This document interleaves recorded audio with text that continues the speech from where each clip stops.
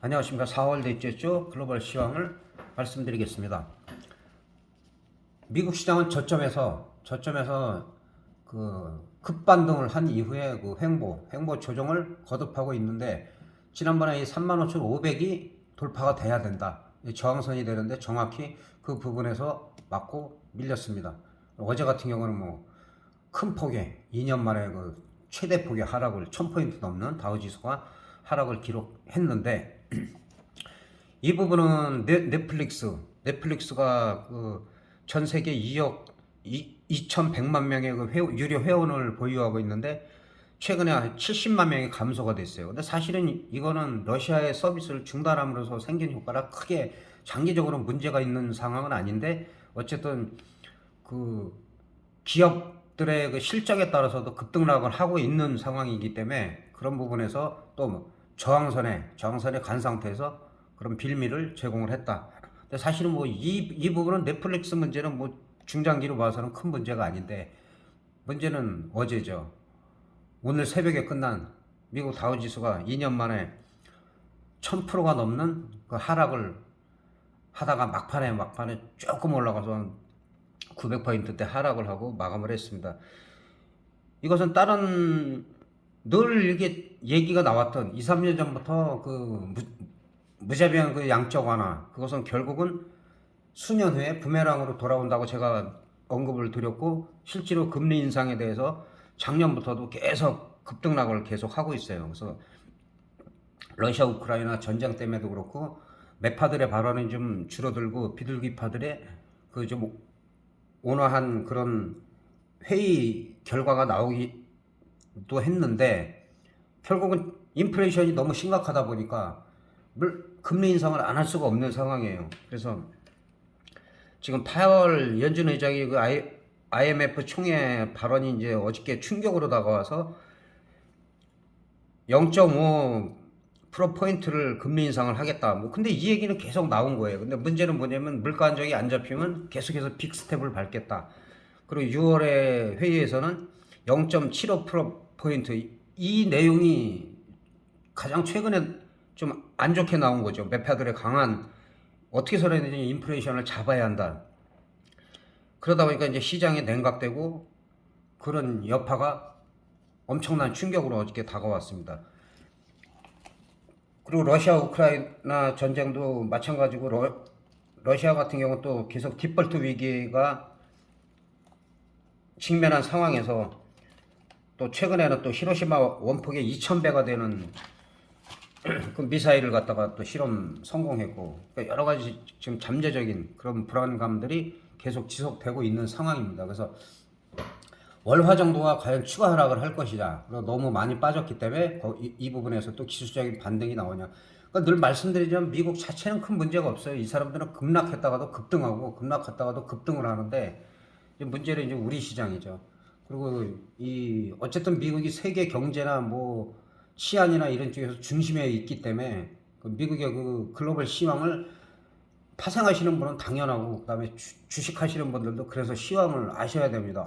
들어도 용어가 어렵다. 자꾸 듣다 보면 내용이 반복되기 때문에, 그래서 시황 같은 걸 좀 아셔야 되고, 어쨌든 이틀의 급락, 좀 과도한 급락도 있죠. 이게 금리 인상 뭐 한다는 걸 예측 못한 것도 아니고, 근데 0.75%포인트 그 얘기가 나오니까 이제 더 충격적으로 받아들인 건데, 제 개인적인 생각에는 어쨌든 간에 5월, 6월에는 금리 인상을 강하게 하는 게 맞습니다. 그래서 어쨌든 인플레이를 잡아야 되고, 그리고 나면 또 오히려 안정이 돼가지고 시장이 안정되고 인플레이션이 잡히고 그러면 또 금리는 또 올라가기만 하는 게 아니라 또 금리를 또 인하할 수도 있는 거기 때문에, 그리고 한 5, 6월 2분기에 만약에 이런 어려운 상황이 잘 지나간다면, 오히려 3분기, 4분기에는 기업 실적을 바탕으로 해서 좀 시장이 안정적으로 좀 갈 수가 있다. 러시아 같은 경우도 지금 계속 지속적으로 전쟁만 할 수 없는 상황이기 때문에, 그런 여러 가지 부분들이 5, 6월에는 좀 잘 극복을 해나가서 하반기에는 좀 안정이 되지 않을까, 그런 개인적인 생각입니다.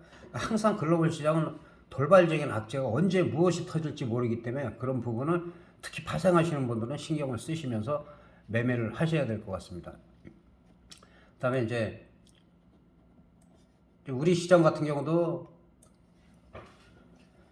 미국의 급락에 비해서는 그래도 나쁘지 않아요. 나쁘지 않은데 뭐 급등을 하는 것도 아니고 계속 이 박스권, 요 제가 두 라인 친 게 일단은 여기 안착이 돼야 되고 그 다음에 최종적으로 여기를 2800선을 한 3분기 안에 아니면 2분기 말이나 3분기 때는 여기를 올라가야지만 이제 연말안에 여기를 실적이나 뭐 여러 가지 악재가 다 해소된 상태에서 상승할 여력이 있는데 아직까지는 이 바닥이고 그 다음에 어쨌든 어저께 다우지수가 1000포인트가 넘는 장중 하락을 보였었는데 그런 부분은 월요일날 반영이 될 수밖에 없습니다. 그래서 우리 시장이 과연 지난번에 이 저점 2600대하고 여기가 무너지면 5900대를 여기까지는 오지 않을 것 같아요. 여기 오지 않을 것 같고 2600 초반대까지는 밀렸다 갈 수도 있다.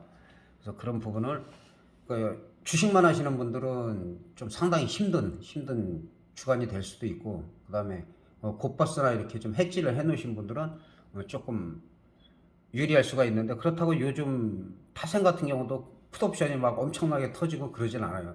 만약에 이런 정도가 5포인트 이상이 왔다 갔다 하면은 변동성이 클 때는 보통 안 돼도 1000% 이상이 나와야 되는데 요즘 같은 경우는 100% 정도 100%도 좀 안 나오는 경우가 있기 때문에 아직까지는 옵션의 프리미엄이 많이 살아있기 때문에 그렇게 유지가 되고 있는 겁니다.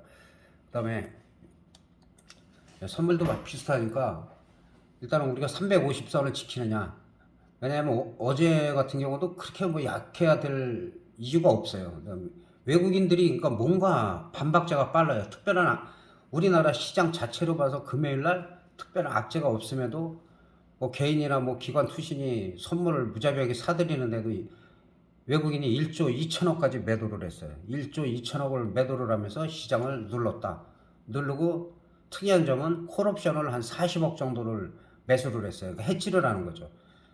선물로다가 매도를 치고 하방으로 가고 그 다음에 콜옵션 쪽에서는 싸게 계속 40억을 샀는데 일단은 월요일 날은 그 일단 개파락을 피할 수가 없어요. 개파락 하는데 개파락했다가 어설프게 반등이 나오면 더 크게 빠지는 거고 아예 쭉 밀었다가 또 반등이 나오면 반등 강도가 뭐 5포인트 정도 하락을 한다 하면은 반등을 하면 뭐 보통 한 2, 3포인트 정도는 반등이 나오는데 어제 그 다우지수 같은 경우도 밑거리를 강하게 달지 못했어요. 그래서 그런 부분 때문에 우리 시장은 또 외국인들이 개인들이 또 미국이나 나스닥 종합이나 다우지수고 뭐 S&P고 다 떨어졌으니까는 하방일 것이다. 이거 개파락했는데 또 매도로 다 몰렸다 하면 오히려 또 외국인들은 급등을 시켜버립니다. 그러니까 그 항상 그 심리적으로 우리가 많이 개인들이 당하고 있기 때문에 그런 부분을 좀 신경을 쓰셔야 될 것 같습니다. 그리고 현재로서는 등 가격이 한 355 정도 형성이 되는데 내일은 뭐 350까지도 열어놔야 되겠죠. 그래서 프리미엄을 많이 위아래로다가 움직이면서 많이 죽일 수밖에 없는 상황이기 때문에 지금 콜옵션 같은 경우는 일단은 1.0대로 하면 한 362.5, 365 정도까지도 괜찮은데 아마 그 월요일날 개파락하면 1.0이 이거는 깨질 거예요. 깨지고 풋옵션이 지금 강하더라도 늘 말씀드리지만 터트리고 휴지를 만드는 부분이 있기 때문에 가급적이면 한 갭상승한다고 그러면 1.0 이상이 한 335 이상이 될 겁니다. 그러면 이 부분은 일단은 대응을 하되 지나치게 하락을 했다 그러면 또 반전이 나오기 때문에 그런 부분 신경 쓰셔갖고 뭐 계속 오버나잇 하기보다는 수익 범위 내에서 오버나잇 하는 거를 권장드립니다. 그래서 아직까지는 파생에서는 아직 큰 저기가 없는데 지금 다우지수가 연달아 2, 3일 더 하락을 하면 이거는 파생에서 풋옵션이 터질 수밖에 없는 상황이에요. 근데 과연 우리가 다 예측하고 있고 알고 있었던 그 매파들의 강경 발언이 나왔다고 해서 그게 며칠씩 가겠나? 보통 그런 경우에 하루나 이틀 정도나 월요일날 원웨이로 빠진다고 하더라도 화요일날 뭐 오후 정도면 반등이 또 나올 땐 강하게 나오니까 근데 개파락이 크고 특히 개인들이 매도로 붙으면은 시장이 또 급등할 수가 있어요. 외국인들이 또 급격하게 하락한 폭을 갖다가 만회시킬 가능성이 있기 때문에 그런 부분을 좀 신경을 쓰시면 될 것 같습니다. 그리고 끝으로 주식 몇 종목을 살펴보겠는데 지난번에 수급이 들어오는 종목 몇 종목 네 종목인가 제가 말씀을 드렸는데 그 종목들이 그래도 대부분이 강해요. 그리고 오늘은 월요일날 개파락이 예상되기 때문에 크게 뭐 종목에는 크게 의미가 있지 않는 것 같아요. 근데 그 중에서도 좀 강한 종목들 섹터별로다가 살펴보겠습니다. 지금 롯데쇼핑 같은 경우는 지난번에 76,000원 저점, 그 다음에 한 82,000원대는 지지가 되면, 그 다음에 한 9만원대 초반, 그 다음에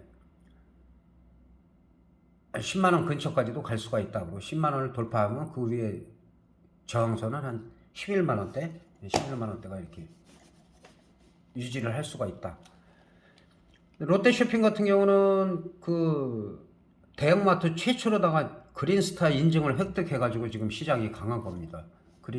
그린스타 한국경영인증원에서 품질 디자인이나 뭐 사용자 환경 등 다양한 그 친환경 그쪽으로 인정을 받았기 때문에 안정적인 그런 모습을 보이고 있습니다. 현대중공업 같은 경우는 지난번에도 말씀드렸지만 이 두 라인, 제가 여기 이 동그라미가 안 보이는데 약간 땡겨고 있습니다. 네. 이 두 라인을 치면서 여기가 돌파되면은 또 급등을 할 수도 있다. 그 뒤로 시장이 급등했습니다. 급등하고 지금은 이건 자연스럽게 늘리는 거예요. 자연스럽게 늘리고 월요일, 화요일 잘 곱이 넘어간다면 다시 재상승을 노릴 수가 있다. 이게 아마 SK텔레콤하고 비슷할 거예요. 아마 그런 식으로 갈 수도 있다. 네, SK텔레콤하고 비슷하죠.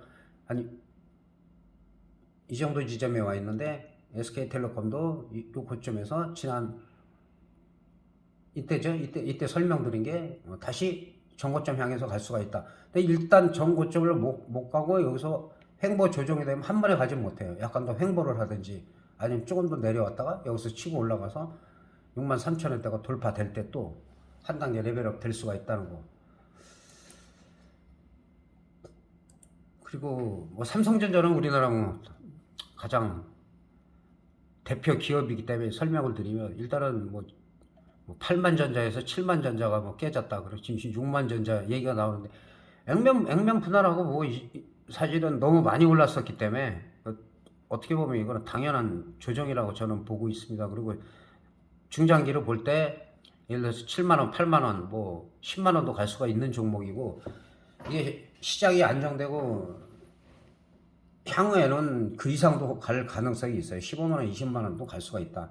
액면 분할하고 그 가격을 찾아가는 경우도 많이 있기 때문에 아직까지는 그러한 과정이라고 볼 수가 있습니다. 그래서 아직까지는 특별한 뭐 호재나 이런 게 없지만 뭐 기업 실적이라든지 이런 게 좋아진다든지 다른 그 경쟁사들에 대해서 뭐 우위를 점하는 그런 호재가 나오면은 또 삼성전자 같은 경우는 저력이 있기 때문에 올라갈 수가 있습니다. 그 월요일 날 이제 그 미국발 충격이 우리나라 시장에 얼마큼 영향을 미치느냐. 오히려 그럴 때가 주식하시는 분들은 늘 말씀드리지만 분할로다가 조금씩 매수할, 그럼 1년, 2년을 두고 한다 그러면 뭐 걱정할 것도 없겠죠. 빠질 때마다 사도 예, 수익을 충분히 올릴 수가 있다. 매일 데이트레이딩 하거나 스캘핑 하거나 이렇게 하시는 분들보다는 오히려 직장 다니고 이거 전업을 하시지 않는 분들은 그런 식으로다가 우량주들을 꾸준히 아주 많이 빠졌다 싶을 때 조금씩 계속 모아가면 그게 1년, 2년 지나면은 오히려 큰 수익을 낼 수 있습니다. 오늘 일요일 남은 시간 잘 보내시고 그 다음에 한 주 쉽지 않은 월화 정도가 좀 고비가 될 거예요. 월화 정도가 고비가 되고 파생하시는 분들은 만약에 푸쪽에서 지금 현재 시점에서 4,500% 정도가 만약에 터졌다 그러면 그 다음에는 이제 오히려 다음 달에 가서는 콜옵션 쪽에서 또 노릴 기회가 온다. 한쪽으로 계속 터지기가 힘드니까요. 어떤 악재가 계속 나오면 몰라도 지금 하여튼간에 금리 인상 그 영향이 지금은 가장 크다. 그래서 0.5를 올렸다가 그 다음에 분위기가 좀 안 좋다 그러면은 조금 내릴 수도 있는 거고. 근데 하여튼간에 금리 인상은 제가 봐서는 아예 빨리 하는 게 나아요. 충격을 처음에 올렸을 때는 충격이 좀 있을 거고, 그다음에 0.75 정도 올리면 그때는 이제 0.5보다는 또 충격이 더 크지만은 그 이후로는 오히려 시장이 안정될 가능성이 있다. 그렇게 올리고 나서 인플레이션만 잡았다라고 하면 오히려 시장이 더 안정될 수 있다. 그리고 오히려 시장이 좋아지면 또 금리는 또 인하할 수 있는 거기 때문에 예, 그런 부분을 좀 생각을 많이 하시면서 남은 시간 잘 보내시기 바랍니다. 대단히 감사합니다.